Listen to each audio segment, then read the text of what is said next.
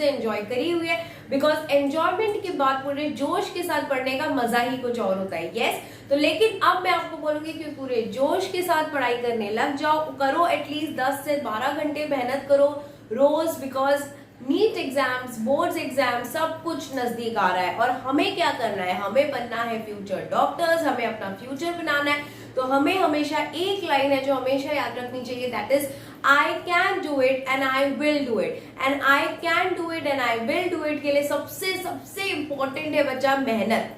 ठीक है, तो जब तक आप मेहनत से पढ़ाई नहीं करोगे, 10 से 12 घंटे दिन के आप अपने पढ़ाई में नहीं डालोगे, आप स्कोर नहीं कर पाओगे। बिकॉज अब काफी टाइम बीत गया है, मैं आपको बोलूंगी कि भाई 2 घंटा पढ़ लो हो जाएगा, तो नहीं होगा। Truth of the life is now we need to give 10 to 12 hours daily.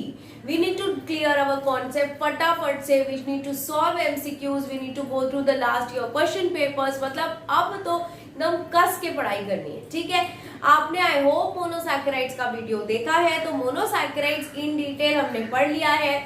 अब आते हैं हम सेकेंड पार्ट पे of carbohydrate, that is disaccharide. Last lecture में मैंने आपको बोला था कि जो कार्बोहाइड्रेट्स है बेटा वो 3 पार्ट में डिवाइडेड होते हैं, monosaccharide, oligosaccharides and polysaccharide.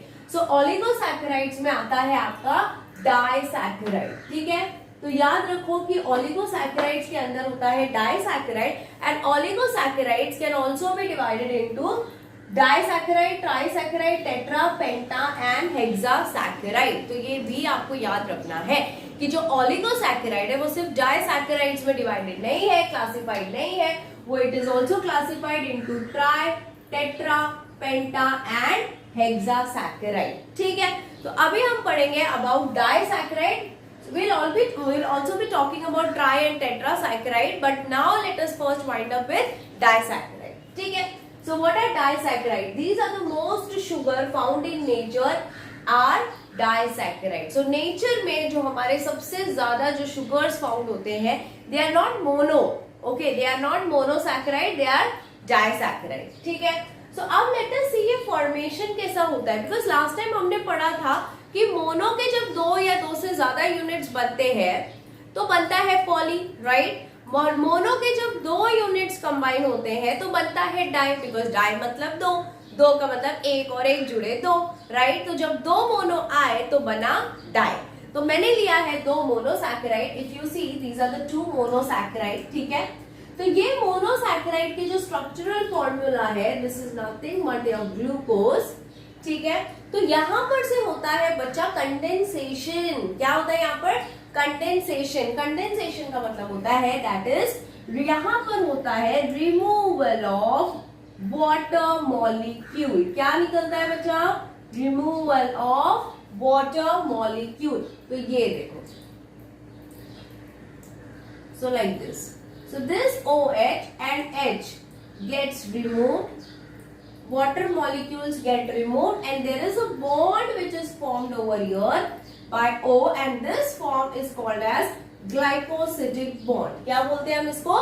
Glycosidic bond. तो जब 2 मोनोसैकेराइड साथ में आता है तो बीच से एक वाटर मॉलिक्यूल लूज होता है और एक बॉन्ड बचता है दोनों में, बिकॉज ऑब्वियसली ये O रह गया ना बच्चा, तो ये O बॉन्ड बनता है which is your glycosidic bond. ठीक है, देखा आपने H2O, 2 H और 1 O निकाल दिया है, और ये O जो है this O comes over here and it joins the 2 monosaccharide and it forms a glycosidic bond. See, it forms a glycosidic bond. Very very important, very very important कि disaccharides में कौन सा बॉन्ड होता है? It is glycosidic bond. जैसे DNA में पढ़ा है फॉस्फोडाइस्टर बॉन्ड वगैरह, वैसे कि disaccharides are joined together by glycosidic bond, याद रखना। ठीक है, अब आ जाते हैं हम लोग कुछ जनरल चीजों पे अबाउट डाइसैकेराइड्स।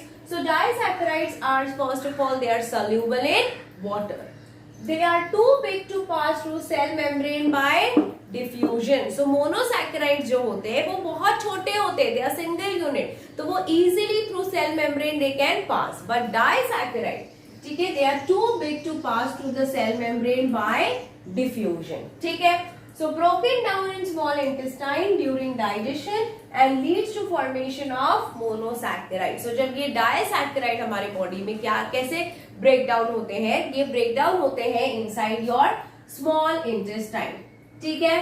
सो जो डाइसैकेराइड्स होते हैं वो स्मॉल इंटेस्टाइन के टाइम पे during digestion it's break down and lead to the formation of monosaccharide. And we already know कि भाई मोनोसैकेराइड्स तो they can easily pass to the cell, right. So disaccharides को करना पड़ता है process, that is disaccharides has to be broken down into monosaccharide and that monosaccharides are then utilized by our cells.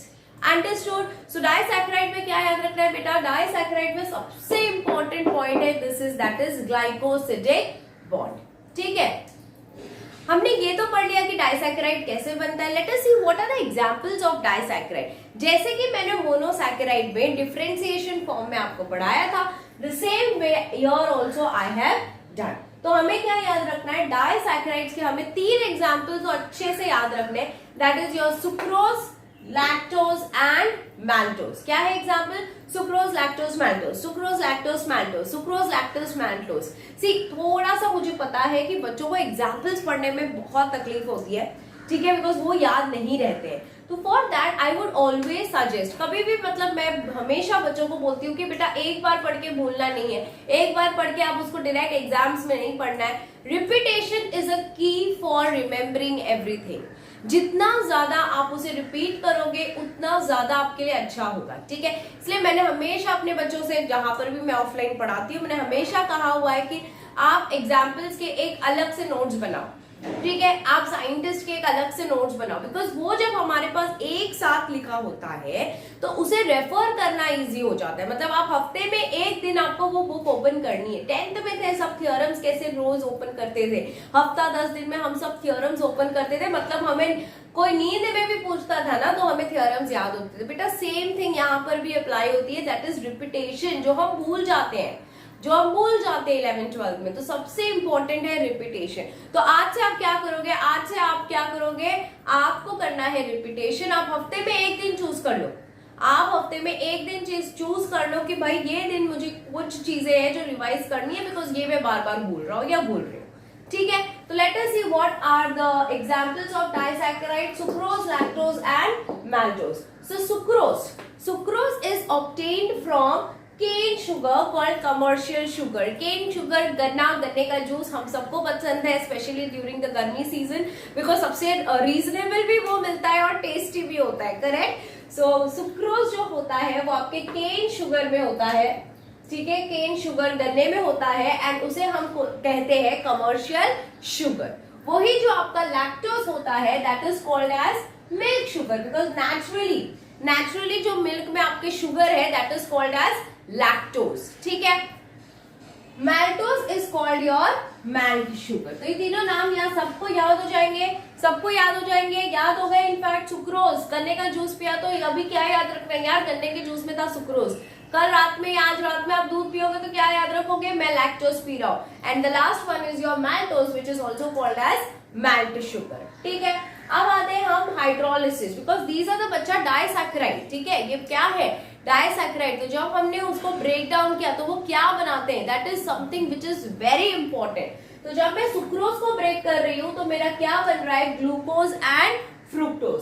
So su बना glu and fru. कैसे याद रखेंगे? Su बना glu and fru. So sucrose से बना मेरा glucose और fructose. And lactose से मेरा बना कुछ नहीं, दोनों ग्लू और गैल। लैक्टोज से क्या बना मेरा? लैक्ट से बना मेरा ग्लू और gal. And last one is your maltose. तो ये तो बड़ा इजी है, तो मैल से बना मेरा ग्लू प्लस ग्लू, ठीक है, याद रहेगा, नो कंफ्यूजन। इफ यू सी, सू से बना मेरा ग्लू और फ्रू, ठीक है। सू से क्या बना मेरा? ग्लू और फ्रू। इनफैक्ट मैं आपको ऐसे भी याद करवा सकती हूँ, देखो, सुक्रोज, लैक्टोज एंड आपका आता है मैल्टोज, ठीक है। ये तो सबको आई थिंक याद रहता है कि सुक्रोज, लैक्टोज और मैल्टोज आर द डाइसैकेराइड्स। भूल जाते हैं तो आगे तो सू का याद रखो आप। सू का बना मेरा ग्लू एंड फ्रू, ठीक है। सू से बना मेरा ग्लू एंड फ्रू। लैक में आपको ये वाला एज इट इज लिखना है और इसको रिप्लेस करना है बाय गैल, ठीक है, इसको रिप्लेस करना है बाय गैल। और मैथ में आपको खाली ये जो ग्लू आपने देखो इधर तीनों जगह ग्लू ग्लू ग्लू है, ग्लू है और इधर पे गैल के बदले अगेन कर देना है ग्लू।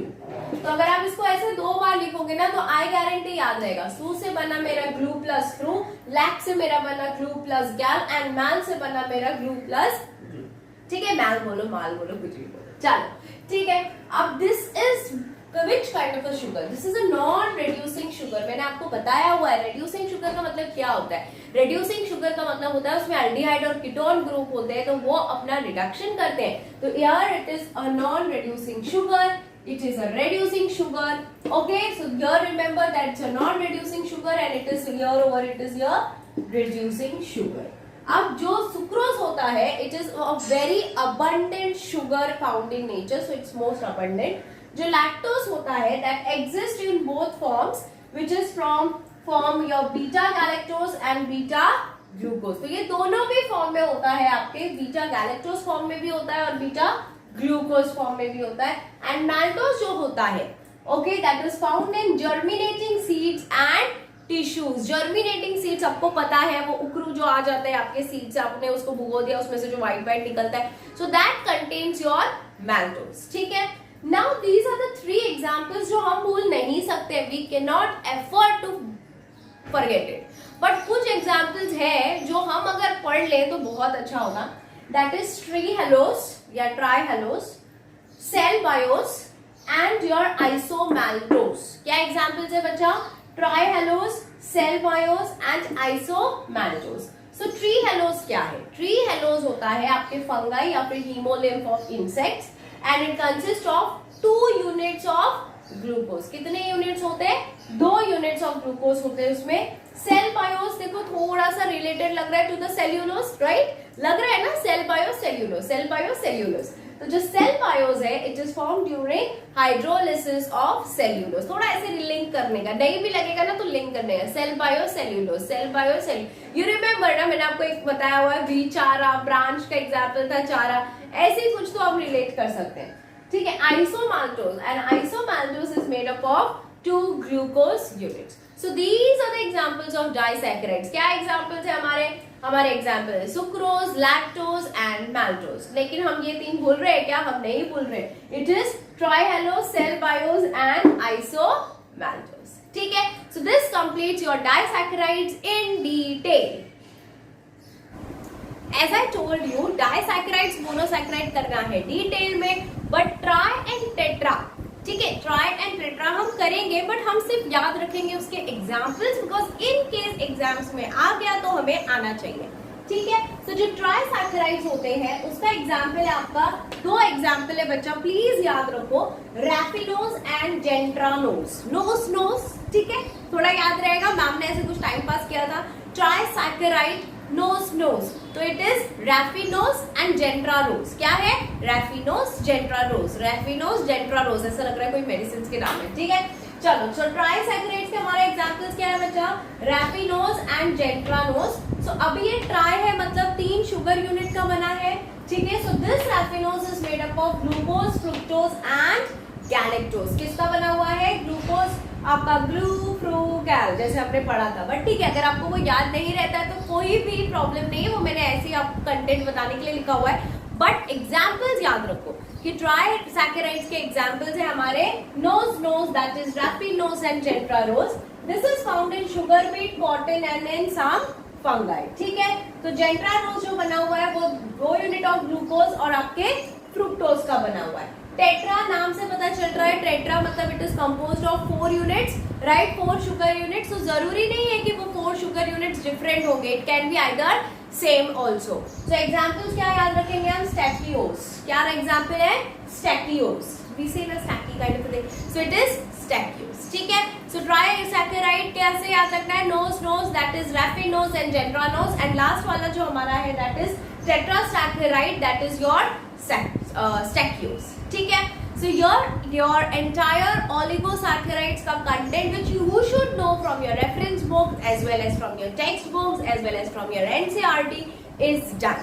ठीक है, तो यहाँ पर हमारा डाइसैकेराइड इन डिटेल खत्म होता है। Soon I will be coming up with polysaccharide also so that your entire carbohydrate notes are prepared ठीक है, here I would like to take a leave from you, till then bye, take care and enjoy your Diwali. Still there are 2 to 3 days enjoyment, right? तो आप enjoy करो, मजे करो, लेकिन पढ़ाई भी करो पूरे पूरे पूरे जोश के साथ। तो अगर आपने मेरे चैनल को अब तक सब्सक्राइब नहीं किया है तो इसे सब्सक्राइब करो, लाइक करो, शेयर करो।